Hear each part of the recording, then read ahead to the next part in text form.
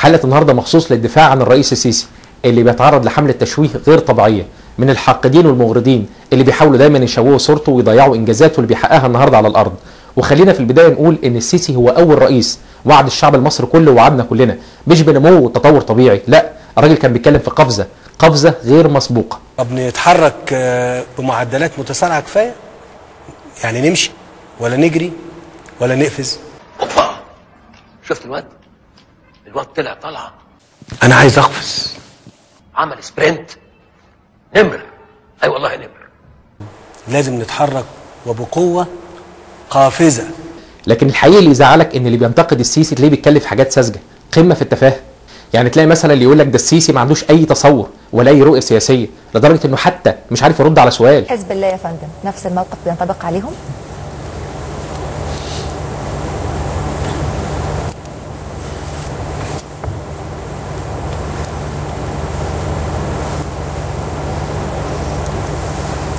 التفكير الطويل ده احيانا الصمت ابلغ من الكلام. افعال برضو. وتلاقي اللي يقول لك ده السيسي بيتاخر في الكلام لدرجه ان الناس بتنام وهي قاعده بتتفرج عليه.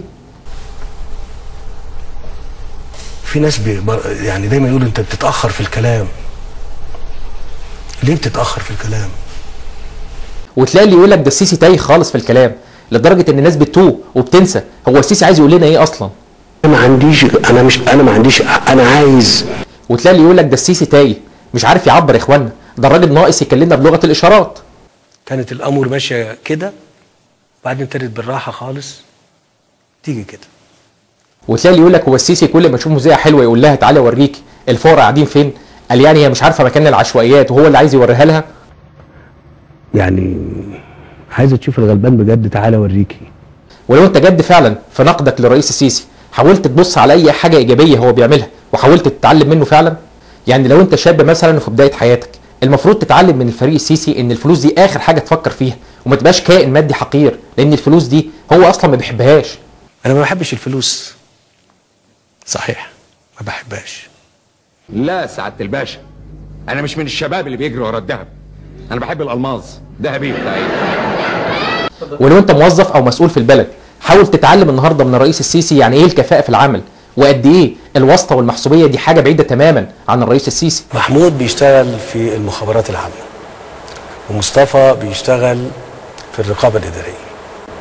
انا ما بحبش الواسطه والمحسوبيه بجد، وبعتبرها تدخل غير مقبول بجد. ده احول ياض احول، انت فاجئتني بالموضوع ده.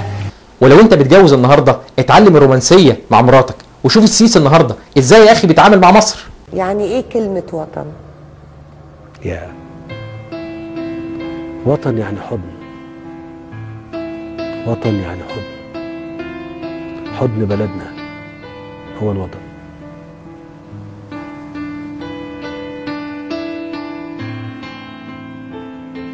وشوف النهارده الرئيس السيسي هو بيعمل مفاجاه لمصر لمجرد انه عارف ان مصر زعلانه، بعيدا بقى عن ان ده مشروع قومي وما كانش ينفع انه يطرح بالطريقه دي، لكنه عمل لها مفاجاه على الهوا. خلال الايام القادمه في مشروع ما حدش اعلن عنه وما حدش اتكلم فيه، وانا مش هتكلم فيه بصراحه معاكم دلوقتي، هخليها ان شاء الله تبقى مفاجاه جميله ليكم. وهي اللي بتنتقد السيسي النهارده تقدر تنكر رؤيه وبعد نظر السيسي لما طلب تفويض لمحاربه الارهاب المحتمل يا مؤمن، المحتمل يا راجل من قبل ما تتضرب رصاصه ولا تتفجر كنيسه ولا حتى مديريه امن، يا راجل ده لو بيشم على ايده، ده لو ساحر ما كانش هيعرف ان في ارهاب جاي. طب تقدر تنكر رؤيه وبعد نظر السيسي في انه كان عارف مشكله الكهرباء اللي هتحصل لنا الصيف ده؟ يعني الصيف اللي احنا فيه ده وداخلين عليه بيتقال ان في مشكله في الطاقه هتبقى بتقابلنا في الصيف، مش كده؟ طب تقدر تنكر ان الرئيس السيسي حط حل غير تقليدي اول مره كان يتعمل في مصر من غير ما يبني محطه كهرباء واحده؟ تتصور ان مشكله الطاقه ممكن تحل في مصر دون ان نزيد اي محطه جديده، لان المحطه عايزه مثلا 2 3 عقبال ما تخلص. وعلشان كده السيسي وعدنا كلنا انه يحل لنا مشكله الكهرباء نهائيا بحل ايه؟ قمه في الابداع. عندنا في حدود 300 مليون او 400 مليون لمبه في منازلنا، يعني لا بقول لحد يعني ده غير بقى لو قلت له في لمبتك، لا انا ما قلتلوش كده، انا بس هحول اللمبه ديت في وقت قليل من لمبه مستهلكه للطاقه الى لمبه مش مستهلكه للطاقه. مش محتاجه حاجه يعني. مش كده وبس، ده الكهرباء اللي هنوفرها بعد كده هناخدها من الناحيه دي نطلع بيها مصانع ومشاريع بعد كده، وده قمه الاعجاز. مش بس وفرت مشكله الصيف اللي احنا رايحين لها، لا ده انت وفرت كمان لو عايز تعمل مصانع ب 2000 ميجا وات تقدر، لانك انت وفرتهم. انما انت بقى عشان اسود من جواك نسيت الانجازات دي كلها وباصص على الارهاب اللي لسه ما توقفش لحد دلوقتي، والكهرباء اللي بتقطع بال 20 ساعه، والمصانع اللي ما اتبنتش. بصيت بقى على الانجازات اللي السيسي حققها لنا لحد النهارده؟ طب تقدر تنكر ان السيسي وعدنا كلنا انه هيوفر لنا فرص عمل ما كانش حد فينا يحلم بيها؟ تخيل حضرتك ان انا دبرت في خلال شهر ولا حاجه 1000 عربيه. ال1000 عربيه دول تروح سوق العبور مثلا كمركز للكده، ويتم تدبير مواد غذائيه لهم، خضروات وكلام من هذا القبيل. طب تقدر تنكر ان السيسي جاوب لنا على سؤال عمر ما في حد من العسكر قبل كده جاوب لنا عليه؟ هو ليه العسكر دايما حريص على اذلال الشعب المصري بالفقر؟ ليه الشعب المصري المفروض يبقى دايما بيجري ورا لقمه العيش ومش لاقي ياكل؟ يمكن الوحيد اللي جاوب لنا على السؤال ده هو الرئيس السيسي. حرية ايه بقى وانا مش لا اكل؟ حرية ايه بقى وانا مش لا اكل؟ المهم اننا كلنا نصبر على الرئيس السيسي ونديله طبعا فرصه كامله لحد ما نبقى كلنا بالشكل ده. انظروا الى هذا الامر، بصوا له كويس وشوفوا ده معناه ايه. طب والهدف منه ايه؟ الصوره دي مش لازم، خلي بالكم، تغيب عننا ابدا.